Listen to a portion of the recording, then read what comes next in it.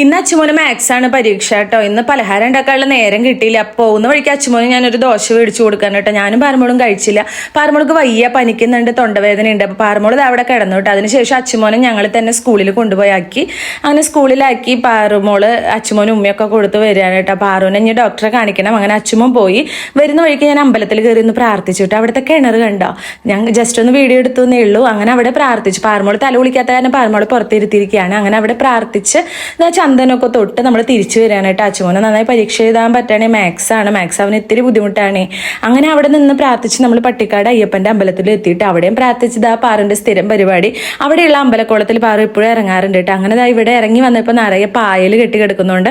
പാറമോളൊന്ന് കാലൊന്നും നനച്ചില്ല കേട്ടോ. കുറേ നേരം നോക്കി, പക്ഷെ അവൾക്ക് പേടിയായതുകൊണ്ട് അവൾ കുറച്ച് നേരം ഒന്ന് അവിടെ ഇരുന്ന് നോക്കിയതിന് ശേഷം തിരിച്ച് കയറി കേട്ടോ. പക്ഷെ പാറമോൾക്ക് അത് ഭയങ്കര ഇഷ്ടമാണ് കണ്ടോ, ചിരിക്കുന്ന കണ്ടോ. അങ്ങനെ കാല് നനയ്ക്കാൻ പറ്റാത്തതിൻ്റെ ഒരു വിഷമം ഉണ്ടായിരുന്നു. അങ്ങനെ അവിടെ നിന്ന് തിരിച്ചു പോരുമ്പോൾ നമ്മുടെ വീടിൻ്റെ അടുത്ത് കണ്ടോ ഇതുപോലൊരു ചാലുണ്ടായിരുന്നു കേട്ടോ വരുന്ന വഴിക്ക്.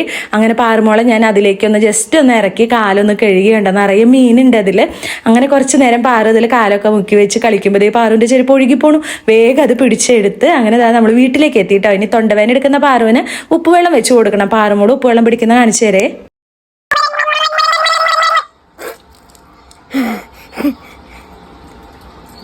Yeah.